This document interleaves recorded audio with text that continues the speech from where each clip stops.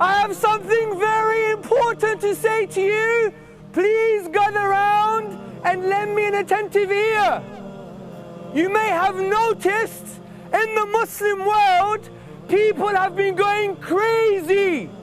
People have died, houses have been burnt, and everybody is in a state of chaos. Why is this the case?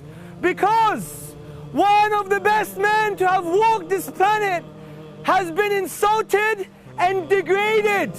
We had this vile expression of speech, this degradation, this manifestation of immorality.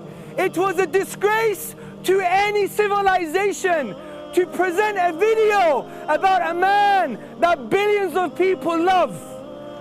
Any civilization, whether it's the West or the East, disagrees with this vile degradation. It's a manifestation of dishonesty, of vileness and immorality. And we are here to tell you who this man was. Because people degrade this man because they don't know who he is. And this man is Muhammad Sallallahu, Alaihi, upon whom be peace. So who was Muhammad? Muhammad was a man that came 1400 years ago into an environment in 7th century Arabia where men were burying their daughters alive, and he stopped this evil practice. When women were being abused, prostitution was rife, it was everywhere. There was injustice, there was economic injustice, and this was the reality of 7th century Arabia. And Muhammad, upon whom be peace, came and brought peace and tolerance and justice not only to the 7th century but to the whole world. But you may be saying to me, so what? Many people may have done this. But the argument is that this man Muhammad, upon whom be peace, he had a claim. Not only did he do all these amazing things, but he said, I am the messenger of God. I am the messenger of Allah. So as rational human beings, and we're all thinking human beings, we're all intelligent in our own unique way, we all adopt a sense of common sense. We will never cross the road blindfolded. We'll cross the road using our senses. So let's use our minds and approach the claim of Muhammad, upon whom be peace, in this way. So he said, I am the messenger of God. Let's test this out. We know there are 4 options. He was either lying, he was deluded or crazy, he was both lying or deluded, or he was speaking the truth. These are the logical options, and let's work together as thinking human beings to see who Muhammad was. Was he a liar, or was he speaking the truth? The first option, he was a liar. I'm going to argue, to claim Muhammad, upon whom be peace, a liar, is equivalent of claiming that no one on earth has ever spoken the truth. No one. Because the psychological profile of Muhammad Sallallahu Alaihi does not fit the profile of a liar. Why? Because he was tortured, he was boycotted, he was so hungry he tied 2 rocks, 2 stones to his stomach. He saw his beloved companions being murdered and tortured. He was boycotted from his beloved city. He was harmed so much that people used to step on his neck and almost break his neck.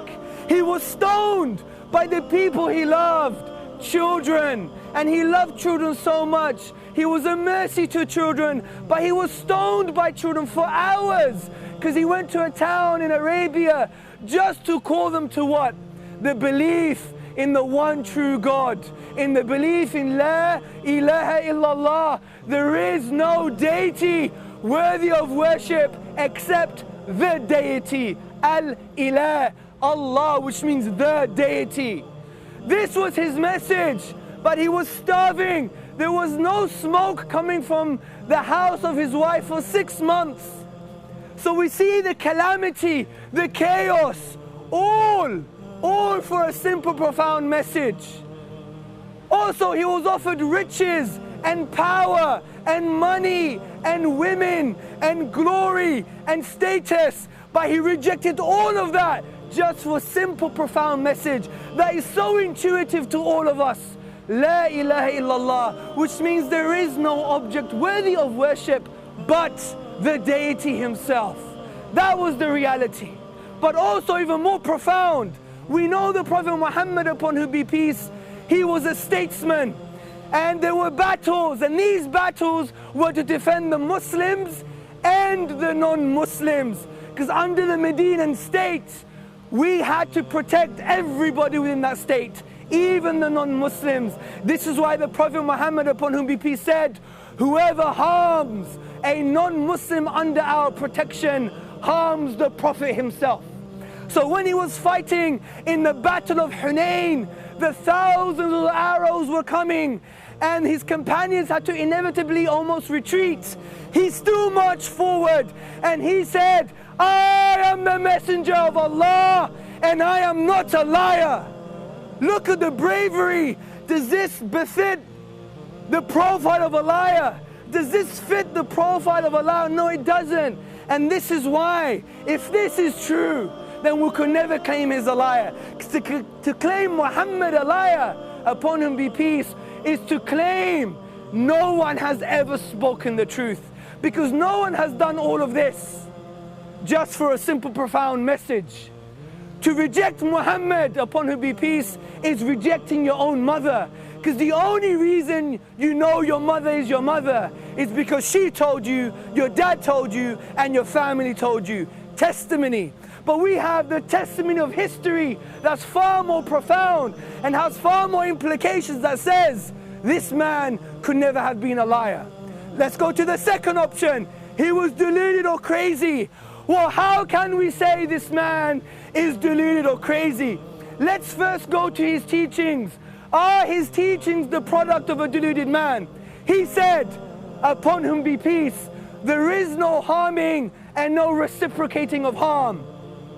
He said, you will not truly believe unless you love for others what you love for yourself. He said, if you put kindness or compassion in something, it elevates it. If you remove compassion and kindness, it degrades it. He also said that we must be just. He said, اتقوا الظلم فإن الظلم ظلمات يوم القيامة, which is the Arabic, and the English is, be conscious of oppression.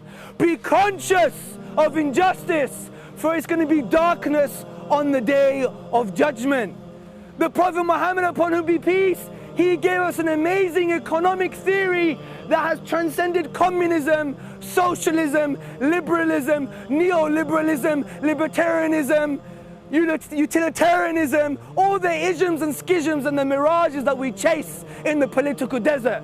He transcended all of this because he said to us that the son of Adam, you, the human beings, all they need is food, shelter and clothing. He defined their essential limited needs and therefore created an economic theory of distribution. But capitalism has failed us, the disease of capitalism, because it says there's too many needs, not enough resources. But the Food Agricultural Organization has said there is enough calories on this planet to feed 3 planets. So 1400 years ago, his geopolitical theory transcends time. So how can we say this man was mad or deluded? Also, a deluded person who wants to believe what they're doing is truth would use any circumstance in their favor. But the Prophet Muhammad, upon whom be peace, never did this. There was an eclipse at the time of the death of his son, and his companions thought this eclipse was because of the death of his son. He said, no, Allah, God doesn't make nothing eclipse for anyone's death, even the death of a son of a prophet. If he was deluded, he would have said, oh yeah, this has really happened because I am really a prophet. So we see it is impossible that he is deluded. What about the third option? He's both lying and deluded. This again is a logical contradiction. Can we have a square triangle? Impossible. A square has 4 sides, a triangle has 3. A square triangle, 3 becomes 4, 4 becomes 3. It's impossible. It's like justifying the Trinity. It's impossible. So, how can someone lie, which means they know they're not speaking the truth and maintaining a falsehood, but someone who's deluded is someone who thinks they're speaking the truth, but yet is based on falsehood. These two things are contradiction. So, my friends, my dear fellow human beings, my brothers and sisters in humanity, rationally we know he must have been speaking the truth, because we've discussed that he could never be a liar. We discussed that he couldn't be deluded. We discussed that he couldn't be a liar and deluded. Therefore, he was speaking the truth. And if he was speaking the truth, brothers and sisters and friends, if he was speaking the truth, it means indeed he was a messenger of God. It is no wonder the Arabs at the time, his own enemies, called him the trustworthy. So this is who Muhammad was, upon whom be peace. A man that changed reality. A man that you may not believe in, but he's affected all your lives in a profound way. Someone give me the name. Trevor, Kevin, do you know Muhammad changed your life in a way that you don't even know? Have you used a computer before? Have you been to court? Yes. Have you gone to science class at school? In all these ways, Muhammad changed your life. Do you believe in tolerance? He's changed your life. And let me explain why. Who's got an iPhone? Who has an iPhone or BlackBerry or a computer at home? Do you have a computer at home? Yes. The very reason you could go on Twitter, you could go on Facebook, you could use an iPhone, you could use your iPad, is because of Muhammad. You may think I'm crazy. I am crazy, but not today. Let me tell you something. The reason we have the computer and the iPhone is because of Muhammad, upon whom be peace. Let me tell you why. Because of his teachings of tranquility, tolerance, justice, economic distribution, bringing people together. Because of these teachings, we developed an amazing Islamic environment in Islamic Spain. Who's heard of Islamic Spain before? Many of us. There was a convivencia, which literally means a coexistence. And this coexistence facilitated the progress that we needed to develop theories and to develop notions and assertions like the algorithm. Without the algorithm, you will never have a computer, an iPhone, or an iPad. And this came from Muhammad Sallallahu, Alaihi, because he gave us the teachings to facilitate that progress. Who's got a £20 note? Who's got a £20 note? Who's got a £20 note? Well, if you look behind your £20 note, there is a man called Adam Smith. Adam Smith wrote, and he was the 18th century founder of capitalism. And Adam Smith wrote that if it wasn't for the empire of the caliphs, the Muslims, we wouldn't have the tranquil environment to look into the interconnecting principles of nature. And this is why Professor Thomas Arnold, a historian, an Arabist, what did he say? He said, brothers and sisters and friends, he said that if it wasn't for Islamic Spain and Islam, we would not have the Renaissance and we wouldn't have the scientific revolution. So, Calvin, he's affected your life from that perspective. You've been to court. The very reason you, Kevin, could walk into court and say that I'm innocent, the presumption of innocence came from the Muslims. And we don't even know this.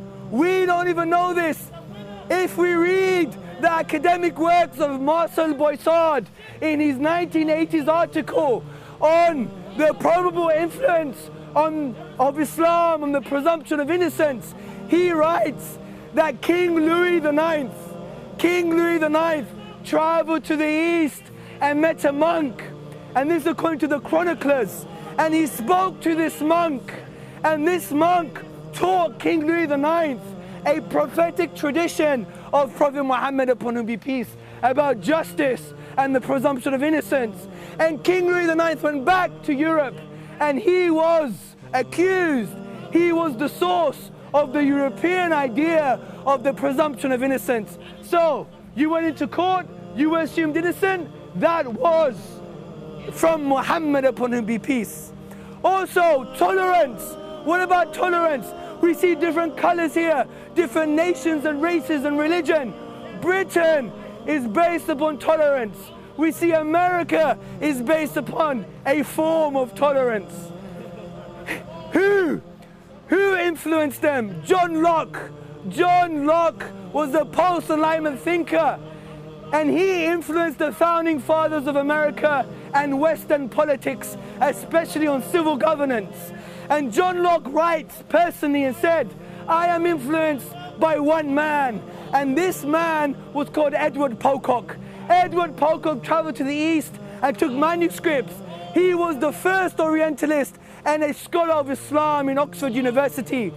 And John Locke used to sit in front of Edward Pocock and learn about what happened in Islam concerning tolerance and justice. And John Locke wrote the treatise on tolerance. And John Locke, he wrote on civil governance. And in civil governance, he discusses government in the following way. As a vicegerency, everybody translate vicegerency in Arabic. Khilafah, the political institution of Islam. John Locke, influenced by Muhammad, upon whom be peace.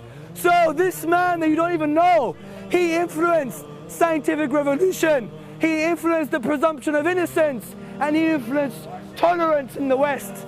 So now you know who this man is. Investigate him. Don't shoot the messenger, test the message. Testthemessage.com. And I like to say something to everybody. What I like to say to everyone is, now what you've heard, have an open heart and an open mind. And if you don't know, then ask. As the Prophet Muhammad, upon whom be peace, said, the cure to ignorance is to ask and learn. So in this light, let us proceed. Takbir! Takbir! Takbir! Subhanakallahumma wa bihamdika. Ashhadu an la ilaha illa anta wa astaghfiruka wa atubu ilayk. May Allah guide you and bless you and shower you with His mercy and His love. From me, Assalamu alaikum.